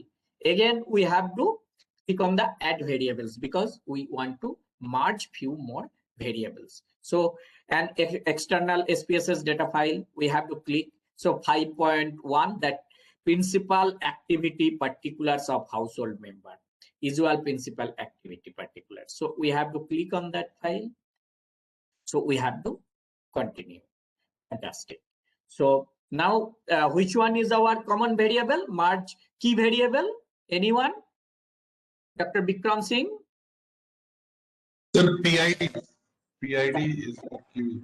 PID is my common variable. Fantastic. Yes. So I have PID here. Now you tell me, sir, which option should I click? I have three options. Both file provide cases. Non-active dataset is key table. Active dataset is key table. Which option should I choose for this merging?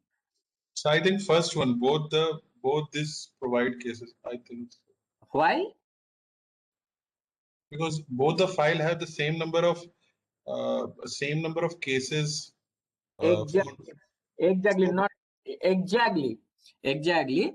So earlier I had the household and I had to merge household with individual. Now I have individual and I have to merge with another individual characteristics only. So number of cases are 4,59,000 only in both the files. So both file provide equal number of cases. Both file provide cases. So let me click on the key variable. Let me click on OK. Again, the message will come. Key match will fail if data are not sorted in ascending order of key variable. So let me click on OK, since we have already sorted that PID variable before going to this. See, after merging, after PID, what appears? Usual principal status, usual principal activity of the based on NIC 2004, then usual principal activity NCO code, that is occupation code, that is industry code, and then whether they are in any subsidiary activities or not, and then the location of the enterprise, where workplace where they are working, then the enterprise where they are working, all the features of the enterprise, these things. So there some kind of work profile I got here itself. So I have household features, I have demographic particulars, I have their a kind of work profile, but only principal status, based on principal status. I have another file subsidiary status. If I want to merge, I have to follow the same procedure, because they are also the both file provide cases. I have to merge, and again, so is with my weekly status data also. So I have to, once I have individual member, all other files are individual member data file only. I have to merge, and I have to create the merge file. So I believe, and then I have to save it. Just it. I believe this, up to this point it is clear. You will be able to merge the data file. Next is, I started stating that the great advantage of using NSSO data is NSSO comes up with a variable called multiplier, and that multiplier can be used as a way to come up with parameters, the population characteristics. Although I have this sample characteristics, but using these sample characteristics, I can come up with population characteristics, because using this weight.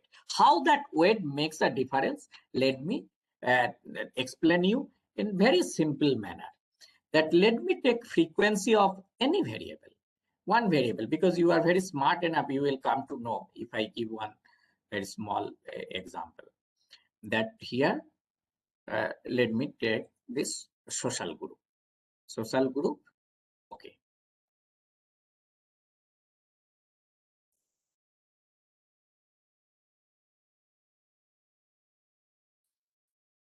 Is it visible, this file, this frequency, the results? Yes, sir. Fantastic. You see that my 4,59,784 sample is divided like this, and only 1% belongs to this 0, 1, 2, 3. We have to see 0 means it's a missing cases. They did not report anything about this their status, but 1, 2, 3, 9, we have to see the questionnaire. What is that? If I check that 1, 2, 3, 4, 9, what is the questionnaire? Let me quickly check. Otherwise, arbitrarily we can assume, for example, if 1 is ST, 2 is SC, 3 is OBC, and 9 is general. So ST, SC, OBC, and general. So this is the distribution of my sample. So now let me introduce weight. The sample size, it will change the sample size, and it will change the distribution also. How to use that weight cases? Weight cases here, data, and then weight cases.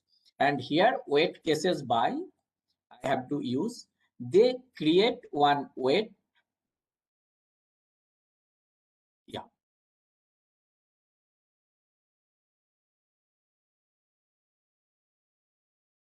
Weight. Now you see weight by weight, and here also, if you see, go just below, right side below of this, down of this SPSS window, you will see weight on. Can you see that weight on notification? It is weight on. So here, then the same the analysis, that frequency I am going to do. So here you see, when I have done for sample, the total sample was 4,59,784, and you see the total sample has become 1.e to the power 9. That means 9 digit after 1.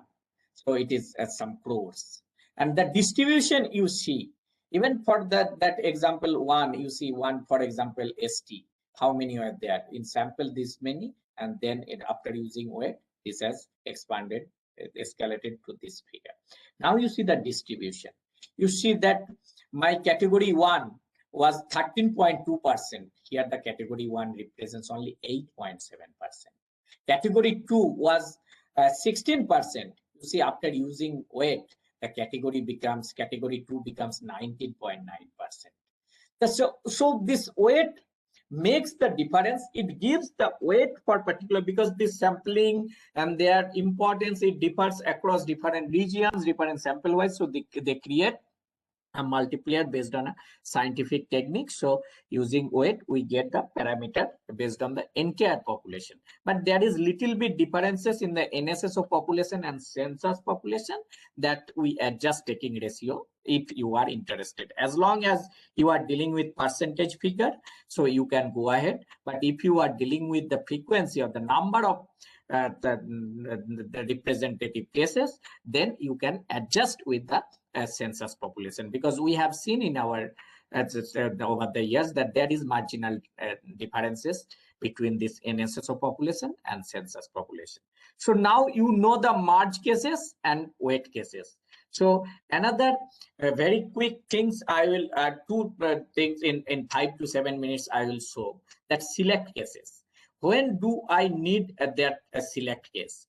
For example, my analysis here, I have this 1, 2, 3, 9. For 1 represents this ST2, SC3, OBC, and 9 general.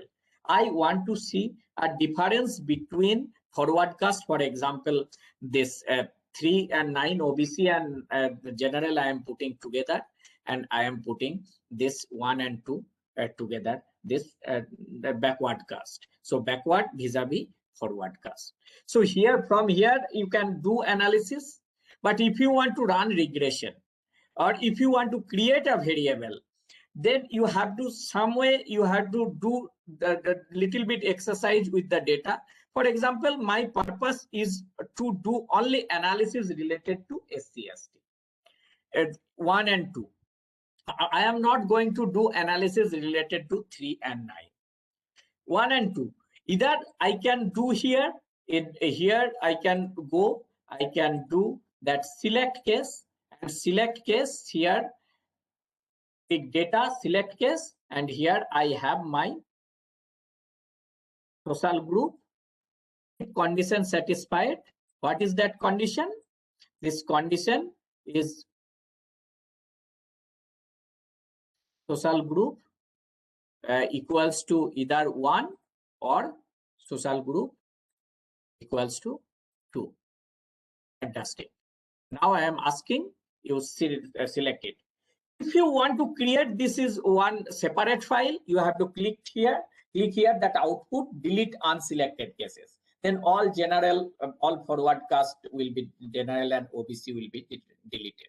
But you can copy the selected file to a new data set, and this file will remain as it is. Or you can have analysis only the selected cases based on even within this analysis. So just that will filter out. That will not delete anything, will not add anything. It will just filter out. So let me do with this filtering of this data. You can see the cross in right hand, in the left hand side, and you can compare with the release with the social group. You see the social group 3, it is strike out.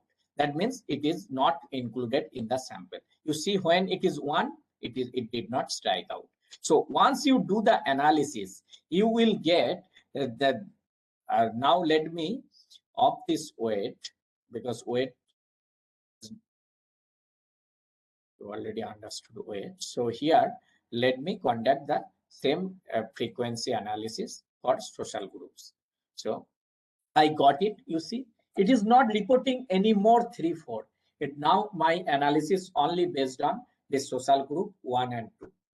So you can have your entire regression analysis. You can have your specific purpose. For example, this is very simple example. Sometimes we are concerned only with the self-employed people. I have given example of my second paper, that how credit influence self-employment businesses.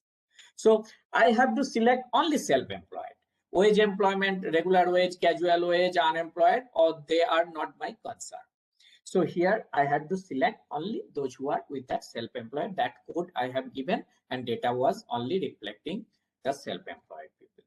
So you know now merging of the cases, you know weight case, you know select case. My last exercise, I am going to show you recoding of the variable. For example, no, you now once you selected, now I want to have the entire data file. So here I am all cases. Again, I am now removing the selection. So now you see the strikes all has gone. So I have the entire data sets. Now I have this one. Yeah, here you have to click this transform, and then you know the how to compute. But here recoding of the same variable, you know how to recode, because that is very basics of this SPSS. Still, I am going to show what recode I am going to do here. My new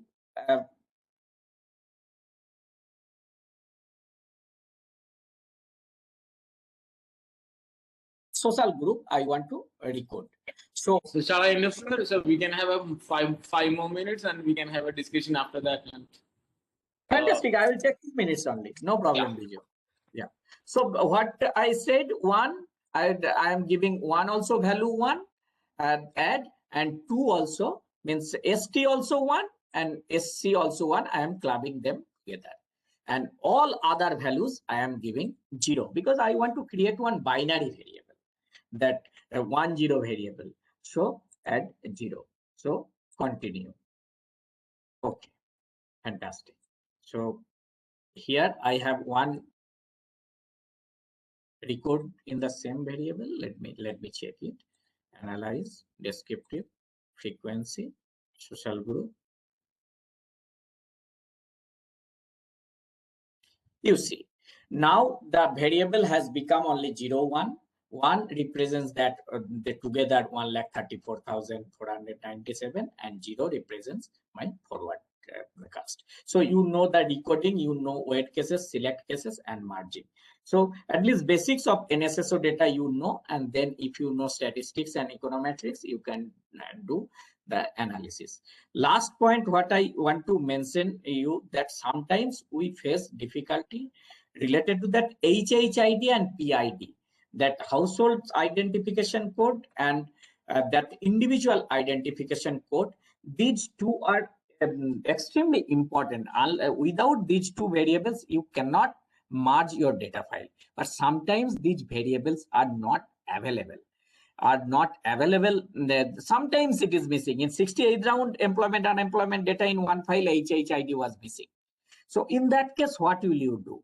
You have to, I don't have time, otherwise I would have shown that you have some the key variable in your data file, and based on that key variable, you have to just merge those key variables, and you can create that HHID and PID. Mostly it includes your FSU number, it includes your second stage datum, Hamlet, and this household number. It's very simple, that you are staying in a state, within state you are staying in a district, within district you are staying in a block, and within that block a village, and your household number.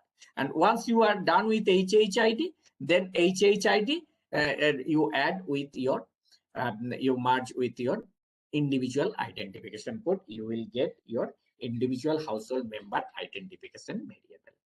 So these two variables are exceedingly important to merge the data files. So Dr. Bijo, I am done. okay, so participant, please unmute your mic and ask questions if you have. Sir, we have got some questions which have been privately sent to the host. So I'll just read them one by one. Are you okay with that, sir? Fantastic. You go ahead. Okay. So the first question is from Priyanka. Can you please explain how we can get free data set from MOSPI? Because unless and until we have the data file, how can we'll have a hands-on training? Although I have tried to download but unable to find it on the site. Yeah. No, this MOSPI has started providing this unit level data file very recently, because I have downloaded one data file related to health very recently. So data file is available. So in MOSPI site, exact because unless I show that I have to check it. I have downloaded it in MOSPI website. You just make a search in Google, you will come to know. But they are not providing all data files, but they are providing some of the data files. But that data file also not in SPSS format or SData format. That is coming in Notepad format. So you have to that old the technique we used to do when we were doing PhDs, that from in this Notepad to text file to SPSS or text file to Stata, that transformation is required, and then the all following procedures can be followed. But another suggestions I have given, ICSS are data services. So NASDAQ, their library, that is online library, they are providing the extracted data, means all individual data I have shown no that extracted in that block 3, 4, 5.1, 5.2. You will get data in that fashion, but then merging and your subsequent analysis is your responsibility. But that is available in ICSS or data service library and NASDAQ library. It is free of cost only. I think if you are organization is part, I don't know, because our is ICSS an institute only. So we had sent our scan copy of our this identity card. So we became member automatically. But for you, you have to make a query with them that how to get membership. But that is very efficient and useful library. Thank you, sir. Hope Ms. Priyanka is clear with her doubt. We have another question from Mr. Gurpreet Kaur. How we can use and apply statistics on theme data, that is NSSO data, unless we can extract this data. So can you please convey the free source of data to use it? As I tried and unable to download from MOSPI website. I think It's it's the same question. Same question. Sir, yes, sir, it's the same doubt. Same question. How will you do this? You go ahead with the next question. Sir, these were the questions that were sent to the host privately. So dear participants, if you have any more questions, please do unmute your mic and you can ask it directly to our resource person. Indrajit sir, can you hear me, sir? Yes, I can hear you. Thank you very much, sir. You have explained nicely to handle large data sets. So I deal with Probase, but I have never used these data sets. Sometimes if we need your help, sir, if you kind enough, we can contact you so that You drop good an email with your specific query, but don't ask me to do the analysis. But if you have any difficulty, you just send me an email. I will reply immediately. Thank you. You're kind. Sir, good evening. Sir, can you suggest some reading on how to handle the control variables in the analysis part? Because I am very stuck on the control variable, how to handle that. If you suggest any reading or some research paper, if you have handled, how you handle the control variable in analysis. That is a very means important question, and all econometricians are struggling what to be the how to specify control variables. No, the basic thing is from the existing literature only you have to identify control variables, because there is no hard and fast rule to specify control variables, and that's why this all endogeneity issues have come, omitted variable bias has come. And then this but control means in case if you miss some important variables which influence your one of the endogenous one of the covariate as well as your ultimate outcome variable, you can go ahead with IV based regression technique that to some extent control for your omitted variable bias. But what variable you need to include in your regression equation, that judgment you have to make based on the existing literature. Okay, sir. Thank you, sir. Sir, there is one question from Mr. Rajesh. How to produce the regression results at the results shown in your paper? Could you demonstrate it briefly using this data set? Did you estimate the regression models using weighted data or unweighted data? Yes. Regression model also we need to estimate. I have estimated with weighted data only, because to be risk free, it is better to estimate with weight only. Sir, I have a Mr. question. Rajesh is clear. Yes. Sir, question. May I know the frequency in which the NSSO data has been updated? The frequency of updation of NSSO data. That was my first slide in that NSSO when I introduced NSSO, that some of the data are quinquennial, that in every 5 years they update the data file. For example, employment, unemployment, consumer expenditure. But data and investment survey they update in once in 10 years. Then some of the surveys also 5 years, but for example, this unorganized enterprise surveys, both in So if it is so, the when a study conducted and after 10 years, the same study we can conduct again, then there is a contradictory result will come up. Yeah, then, because then yeah. So what should we do? Yeah, you have to give explanation that why these pictures are different, because using weight, if you get the figure different, that means in that 10 years time something has happened related to that particular variable. Okay, thank you.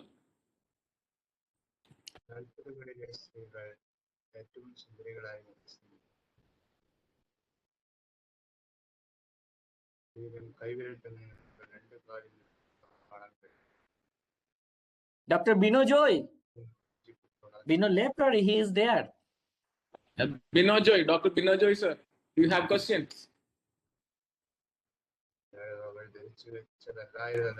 Please asking. Girish Kumar. Mr. Girish Kumar Kamli, if you have any questions, please do ask it. Otherwise, I think your mic is on. You can please mute your mic.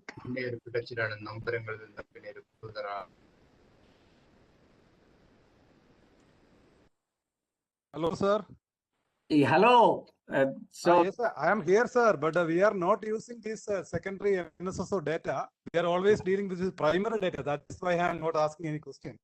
Okay. Thank you for your wonderful presentation, which actually gave you some insight into. So in future, we will deal with this NSSO data. Thank you. Thank you.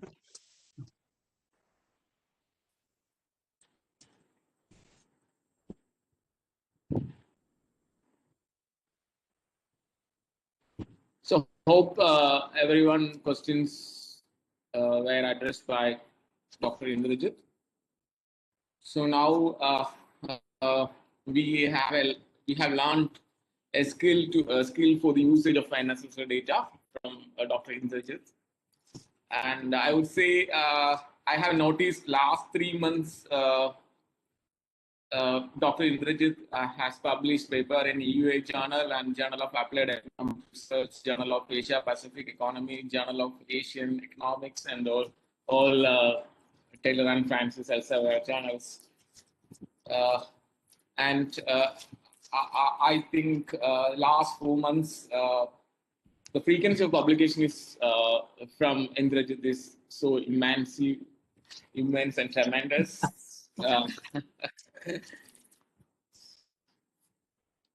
So on behalf of the participant, because I think this is a rare skill which has been exposed by a resource person, extraction and use of NSSO data. But I think this is a paid data, right, sir? Paid data. It is majorly paid data, but some libraries provide at free of cost, and government is also in the process of providing at free of cost, but that is under process. Okay. So I would like to express my sincere thanks to Dr. Indrajit for this wonderful session and wonderful lecture. I hope we all benefited from the lecture. Thank you, sir. And we will have official thanks from our organization. Hello. Hello, sir. Yes.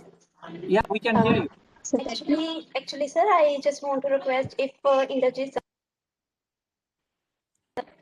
Indrajit sir has downloaded these files, can they share us on any pattern, in the sense Google Drive or anywhere else, if it is paid and he has access to that data?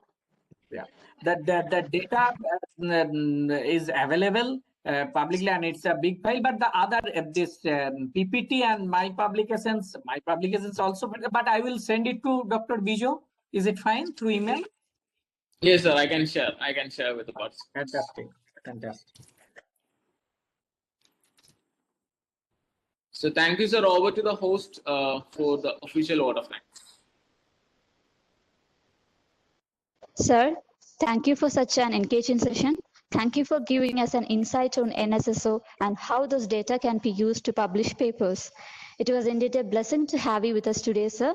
Me, Bhagya, on behalf of the Department of Commerce, extend my sincere gratitude to you. Thank you, sir.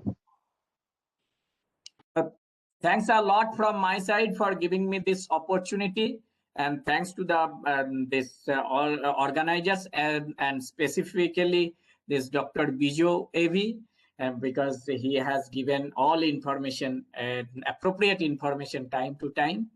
Thanks one and all for your patience and asking for this some of the interesting questions. Thank you. Thank you, sir. Thank you. Thank you, sir. Thanks a lot, sir.